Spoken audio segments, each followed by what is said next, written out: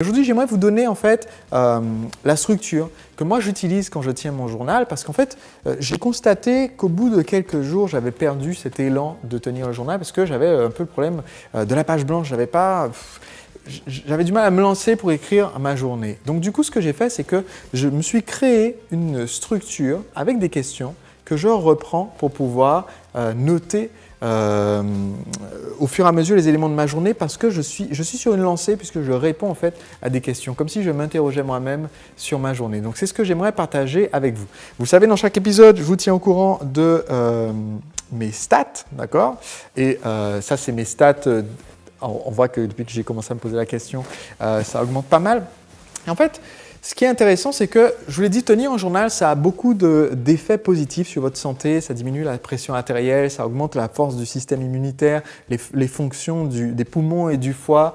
Ça diminue les chances que vous alliez voir un médecin pour des raisons de stress. Mais ça a aussi des effets sur l'augmentation de la qualité de la mémoire, probablement parce que justement, ça entraîne le fait de se souvenir des événements de la journée. L'augmentation de la performance sportive de façon surprenante.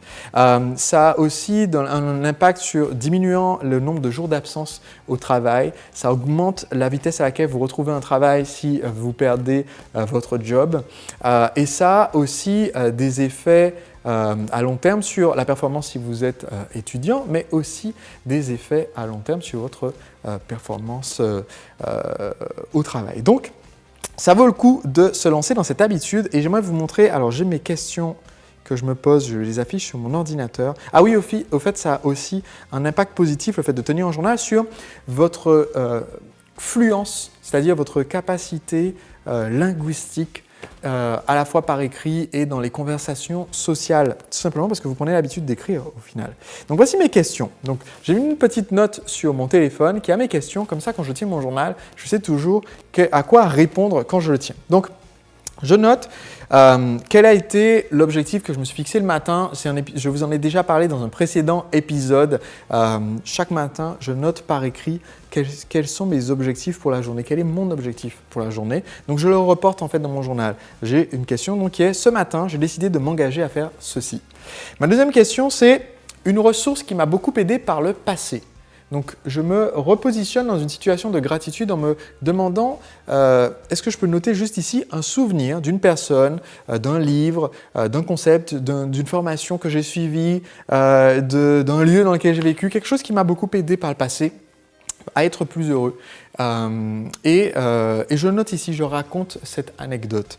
Une autre question que je me pose, c'est quelque chose de génial qui s'est produit aujourd'hui. Donc, je me replace dans le présent avec dans ma journée quelque chose dont j'ai été particulièrement heureux. Et en général, j'essaie de me concentrer sur des petites choses. Il y a quelquefois des grandes choses comme j'ai organisé un séminaire avec des centaines d'entrepreneurs, c'était formidable d'avoir cette expérience, ou alors j'ai réussi à filmer les 30 vidéos que j'avais prévu de filmer dans la journée. Mais souvent, c'est des petites choses, comme ce matin, c'est mon 3e jour de telle nouvelle habitude, et c'est un petit détail. Ou ce matin, j'ai passé du temps avec mon filleul et voilà, quelques minutes à l'aider à apprendre à marcher. Voilà. Ce petit quelque chose, c'est important de le noter comme ça pour retrouver cette gratitude par rapport à la journée. Une autre question que je me pose, c'est quelle est une question intéressante que je me pose à moi-même. Autrement dit, je me force chaque jour à trouver une nouvelle question que je me pose et dont il serait intéressant de trouver la réponse. Ça peut être comment est-ce que je peux passer plus de temps avec ma famille? Ça peut être quelle est une sensation que j'ai ressentie aujourd'hui qui était nouvelle? Ça peut être quel est un moment que j'ai vécu que j'aimerais revivre demain? Ça peut être quel est un son? C'est juste sur le moment, je me pose une question. J'invente une nouvelle question ou alors je pioche dans une liste de questions que je me suis créée. Ça pourrait être l'objet d'un autre épisode.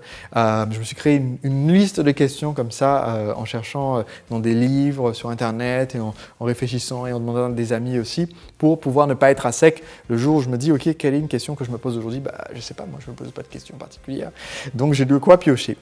Les deux dernières questions que j'ai pour mon journal sont quelle est une découverte qui ferait dire à mon moi d'il y a 5 ans que c'est génial? Autrement dit, qu'est-ce qu'il y a dans ma vie d'aujourd'hui que le Sébastien d'il y a 5 ans aurait trouvé formidable, incroyable, aurait été ravi de découvrir ça. Parce qu'il y a tellement de choses dans notre vie du quotidien qui nous semblent aujourd'hui être des acquis et qui pourtant il y a 5 ans paraîtraient incroyables. Aujourd'hui, je diffuse mes vidéos sur cette page Facebook, elles sont vues par des milliers de personnes. Il y a 5 ans, ça aurait été incroyable. Je n'avais même pas encore créé ma page Facebook. Il y a voilà, des technologies que j'aurais trouvé incroyables. Tout ce que je peux faire aujourd'hui avec ce petit iPhone, eh bien, il y a 5 ans, c'était impensable. Mais ça peut être aussi des choses du quotidien, dans mes habitudes, dans ma façon de manger, dans les personnes que je connais, dans les livres que je lis, dans les concepts que j'ai appris, des choses qui n'existaient pas pour moi il y a 5 ans et qui aujourd'hui font que ma vie est encore plus abondante, encore plus heureuse. Eh bien, ça aide énormément. Le fait de se poser cette question, ça aide énormément à se resituer et à voir la distance, le chemin qu'on est capable de parcourir en l'espace de 5 ans. Ça donne beaucoup de confiance en l'avenir aussi que de se poser cette question. Et la dernière question que je me pose, c'est qu'est-ce que j'ai appris aujourd'hui que je veux retenir pour plus tard ? Et donc, je note en fait un enseignement que j'ai retiré de ma journée d'aujourd'hui. Et le fait de le noter, j'en ai déjà parlé dans un des précédents épisodes, dans une de mes précédentes vidéos. C'était dans un de mes épisodes du lundi. Chaque lundi, je publie à 19h une série de vidéos avec les lectures du lundi où je partage un secret que j'ai appris dans un des livres que j'ai lus, un des plus de 500 livres que j'ai lus au cours des 10 dernières années. Eh bien, un des secrets que j'ai partagé dans un de ces précédents épisodes, c'est le fait que de prendre de l'information et de faire quelque chose avec, notamment de l'écrire à la main si possible, eh bien ça augmente les chances qu'on retienne cette information. Donc le fait de me demander quelle est une leçon que j'ai apprise de ma journée d'aujourd'hui et de l'écrire, eh bien ça augmente les chances que je vais réellement retenir cette leçon et qu'elle va vraiment impacter ma vie. Voilà les questions que je me pose dans mon journal chaque jour. Vous constaterez qu'il n'y a pas de questions du style « qu'est-ce que j'ai fait de travers aujourd'hui que je pourrais faire mieux ?»